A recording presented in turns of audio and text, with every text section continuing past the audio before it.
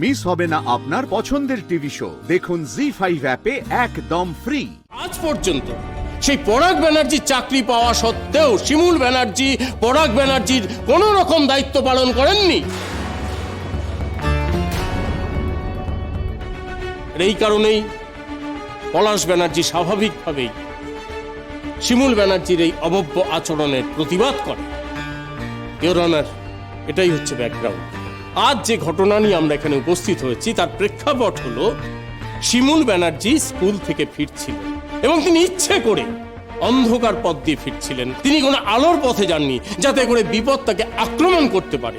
তার এরকমই একটা পরিকল্পনা ছিল যে তাকে কেউ অ্যাটাক করতে পারে এবং তাকে অ্যাটাক করে এবং পুলিশ সেখানে উপস্থিত হয়, কাউকে ধরতে পারে। ইওর অনার, পুলিশের চার্জশিট মহামান্য আদালতে জমা পড়েছে। আপনি সেই রিপোর্ট নিশ্চয়ই দেখেছেন। পুলিশের রিপোর্ট অনুযায়ী শিমুল ব্যানার্জিকে যে অ্যাটাক করে সে নাকি পলাশ ব্যানার্জি। ইওর অনার, ঘটনার যে বিবরণ, যেই সময়ের কথা বলা হচ্ছে, সেই সময় পলাশ ব্যানার্জি তার শ্বশুর বাড়িতে যায় এবং সঙ্গে তার স্ত্রী প্রতীক্ষা ব্যানার্জি সঙ্গে করে নিয়ে যান। ইওর অনার, পলাশ ব্যানার্জির শাশুড়ি মা ভীষণ অসুস্থ, তাই প্রতীক্ষা ব্যানার্জিকে রান্নাবান্নার কাজও করতে হয়। তাই অনেকক্ষণ সেখানে সেই শ্বশুর বাড়িতে পলাশ ব্যানার্জি এবং প্রতীক্ষা ব্যানার্জি ছিল। মহামান্য আদালতের কাছে আমার বিনীত প্রশ্ন, পলাশ ব্যানার্জি যদি শিমুল ব্যানার্জিকে আক্রমণ করবেই, তাহলে তিনি তার স্ত্রীকে সঙ্গে নিয়ে যাবেন ইওর অনার? তাহলে কি তিনি শ্বশুর বাড়িতে যেতেন ইওর অনার? পলাশ ব্যানার্জি যে শ্বশুর বাড়িতে গেছে তার যথেষ্ট প্রমাণ আছে। তারা সেখানে বিভিন্ন দোকানে গেছে, মেডিকেল শপে গেছে, তারা প্রতিবেশীদের সঙ্গে কথা বলেছে। এই সমস্ত কিছু সাক্ষ্য প্রমাণ রয়েছে ইওর অনার। একজন লোক এত বড় একটা ঘটনার প্ল্যানিং করবার পরেও তিনি তার স্ত্রীকে সঙ্গে করে নিয়ে যাবেন, এটা হতে পারে না স্যার। এটা অন্তত আমার সাধারণ বুদ্ধিতে তাই বলে। ইওর অনার, পলাশ ব্যানার্জি যে সেদিন শ্বশুর বাড়িতে ছিলেন তার সপক্ষে যথেষ্ট সাক্ষ্য প্রমাণ আমার কাছে আছে ইওর অনার। আপনি অনুমতি করলে আমি সেই সাক্ষীকে আদালতের সামনে হাজির করতে পারি। Objection your honour. Your honour, আমরা এতক্ষণ ধরে একটা ব্রিফ শুনছিলাম, শুনে মনে হচ্ছিল আমরা কোনো নাটকের মহড়া দেখছি। আমার বিপক্ষ আইনজীবী তো কনভিন্সড হয়েই আছেন যে শিমুল ব্যানার্জি সম্পূর্ণ মিথ্যে কথা বলছেন এবং পলাশ ব্যানার্জি সেদিন কোনোভাবেই কোনো কিছুই করেন। ইওর অনার, পুরোটাই তো তদন্তের ব্যাপার। এইভাবে উনি যদি কোনো সিদ্ধান্তে উপনীত হন তাহলে তো মুশকিল, তাহলে তো আমাদের আর কিছু করারই থাকে না।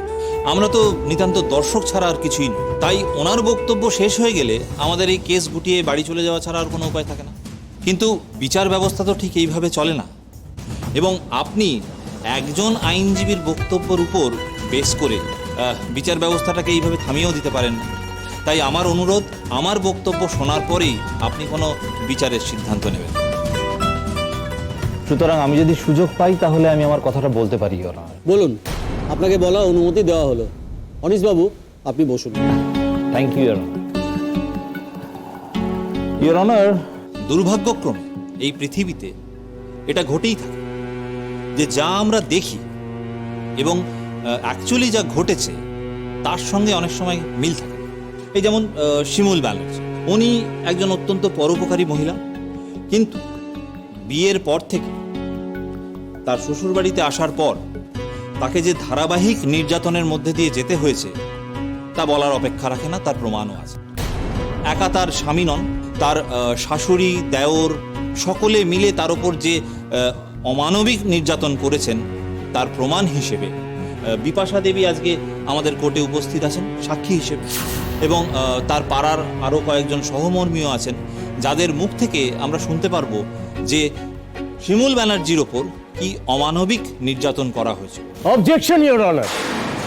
অতীতে কখন কি ঘটেছে সেটার সঙ্গে এই কেসের কোনো সম্পর্ক আছে বলে তো আমার মনে হয়। আছে আছে ইওর অনার। ইওর অনার, দেখুন, উনি যখন কথা বলছিলেন আমি একটাও কথা বলি।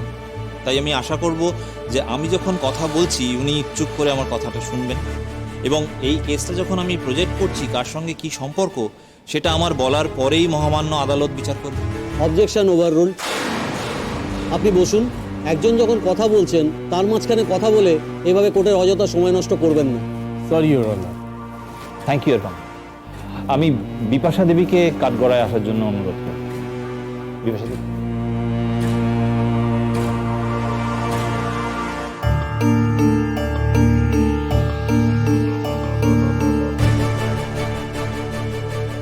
বলুন, যাহা বলিব সত্য বলিব, সত্য বই মিথ্যা বলিব না।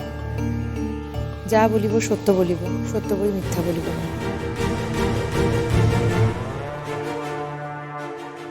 আচ্ছা বিপাশা দেবী, আপনি মহামান্য আদালতকে বলুন, কারণ আপনি তো জানেন ঠিক প্রথম দিন থেকে কিরকম নির্যাতনের সম্মুখীন হতে হয়েছিল শিমুল ব্যানার্জিকে। বধূ নির্যাতন বলতে যা যা বোঝায় সেই সবটাই ফেস করতে হয়েছিল।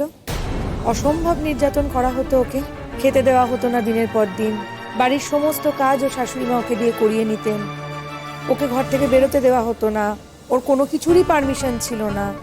শিমুল ভীষণ ভালো নাচ করে, কিন্তু তখন ওর পারমিশন ছিল না নাচ করার। একটা ছোট্ট ঘটনা বলি, আমাদের মনে পড়ছে এই মুহূর্তে, তাই আমাদের পাড়ায় একটা অনুষ্ঠান ছিল, তো পাড়ার সমস্ত ছেলে মেয়েরা বউরা সবাই পার্টিসিপেট করছে সেই অনুষ্ঠানে। আমরা জানি শিমুল খুব ভালো নাচতে পারে, তাই শিমুলকে আমরা বলেছিলাম পার্টিসিপেট করতে, কিন্তু না, বাড়ির পারমিশন নেই। অথচ সেই অনুষ্ঠানে কিন্তু সবাই এলেন ওর বাড়ি থেকে, সবাই দেখতে এলেন, কিন্তু শিমুলের পারমিশন নেই আসার। তা আমরা এক প্রকার প্রায় জোর করেই এবং লুকিয়ে মুখ ঢেকে, মানে সে আর বলার নয় কিভাবে শিমুল এলো পারফর্ম করতে। যতক্ষণ ও শাশুড়ি মা ওকে চিনতে পারলেন না ততক্ষণ কিন্তু কোনো সমস্যা ছিল না, বরং ভূয়সী প্রশংসা করলেন। যে মুহূর্তে উনি চিনতে পারলেন যে ওটা শিমুল, ব্যাস সাংঘাতিক অশান্তি, অকথ্য অত্যাচার, কি বলবো আর। দিনের পর দিন এই অত্যাচার শিমুলকে সহ্য করতে হয়েছে। তবে হ্যাঁ, সময় অনেকটাই পেরিয়েছে, নিজেকে উনি আমূল পরিবর্তন করেছিলেন, শিমুল ব্যানার্জিকে অনেক ভালোবাসাও দিয়েছিলেন। কিন্তু যাই হোক না কেন, শিমুলকে তো এতগুলো ঘটনার মধ্যে দিয়ে যেতে হয়েছে স্যার। ধন্যবাদ ইওর অনার। এই মুহূর্তে ওনাকে আমার আর কোনো প্রশ্ন নেই, আপনি আসতে পারেন। ইওর অনার, এরপরে আমি সুচরিতা দেবীকে কাঠগড়ায় আসার জন্য অনুমতি চাই। Objection your honour. আমার লার্নেড ফ্রেন্ড বেছে বেছে এমন মানুষদের ডাকছেন যারা শিমুল ব্যানার্জির হয়ে কথা বলবেন। ইওর অনার, এই চারজন, এটা সকলেই জানে যে এই চারজন একেবারে হরিহর আত্মা, তারা যে একে অপরের হয়ে কথা বলবে এটাই স্বাভাবিক। আমার লার্নেড ফ্রেন্ড এমন কোন সাক্ষী হাজির করেছেন যিনি নিরপেক্ষ? ওরা পরস্পরের পরিচিত, খুবই পরিচিত, তাই তো? ইওর অনার, পরিচিত হওয়াটা তো দোষের নয়, আর খুব পরিচিত বলেই ওরা কাছ থেকে তো দেখতে পেয়েছেন। আর যে অভিযোগগুলো ওনারা করেছেন সেগুলো তো আজকের দিনে আর নেই, না হলে তো ওনারা এটাও বলতে পারতেন যে আজকের দিনেও সেই একই অভিযোগ আছে। তথ্য জানার এবং ভেরিফাই করার সুযোগ আমাদের থাকছে, কিন্তু ইওর অনার সেই তথ্যগুলো ওনাদের থেকে না জানলে আমরা তো সেটা ভেরিফাই করতে পারবো না your honour. Objection over rule. অনিশবাবু, আপনি বসুন। আপনি কাকে ডাকতে চাইছেন আপনি তাকে ডাকুন।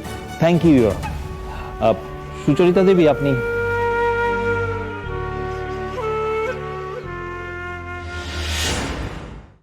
জি5 ডাউনলোড করুন আর সব এপিসোড দেখুন একদম ফ্রি।